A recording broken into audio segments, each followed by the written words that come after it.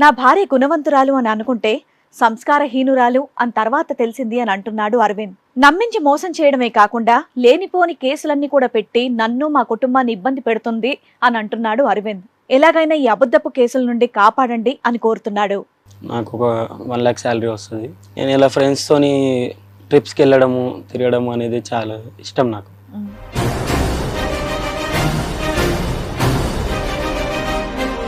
Family ఒక పెళ్లి సంబంధం చూద్దామని ఒక అమ్మాయిని చూసారు. ఏదైనా ఉంటే గ్రూప్లో షేర్ చేసుకోవడం అలవాటు నాకు ఫ్రెండ్స్తోని. అలాగే గ్రూప్లో చేసిన ఏం చేశారు? పెళ్లి కూతురు ఫోటో షేర్ చేశారా? పెళ్లి కూతురు ఫోటో షేర్ చేసా. మంచిగానే పాజిటివ్గానే వచ్చింది అందరి దగ్గర నుంచి, కానీ ఒక్క మా ఫ్రెండ్ దగ్గర నుంచి మాత్రం రాలేదు.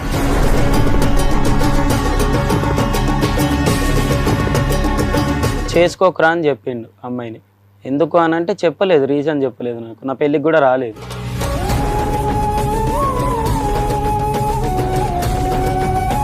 అలాంటప్పుడు పెళ్లికి ముందే కదా చెప్పాలి. పెళ్ళైన 3 ఏళ్ల తర్వాత మీరు చక్కగా ఫ్యామిలీ రన్ చేస్తున్న టైంలో ఇప్పుడు ఎందుకు ఫోన్ చేసి చెప్పినట్టు?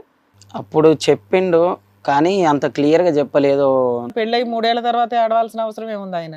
ఆ పెళ్ళికి ముందు అమ్మాయిలు ఎలాగైనా ఉంటారు కానీ పెళ్ళి తర్వాత కూడా మానేస్తారు కదా.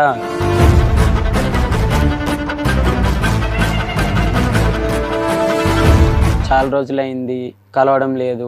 అతనికి మెసేజ్ వచ్చిందంట రీసెంట్గా, ఈ అమ్మాయి అవైలబిలిటీ ఉందని.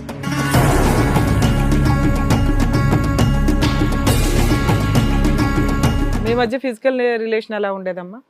ఏదో అంతంత మాత్రం. ఈ అన్నీ అంతంత మాత్రం ఉంటే 3 ఏళ్ల కాపురం ఎట్లా అయ్యా? ఏదో అలా సాగుతూ వచ్చింది.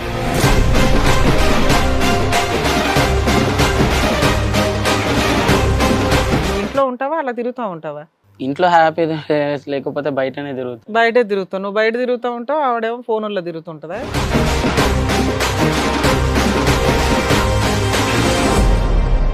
మీ ఫ్రెండ్కి మీ భార్యకి ఒక బిజినెస్ పరమైనటువంటి సంబంధమా, లేదంటే వాళ్ళిద్దరు రిలేషన్షిప్లో ఉన్నారా? మరి చాలా రోజులు అయింది కలిసి, మనం కలుద్దాం అనే మాట ఎందుకు వచ్చింది?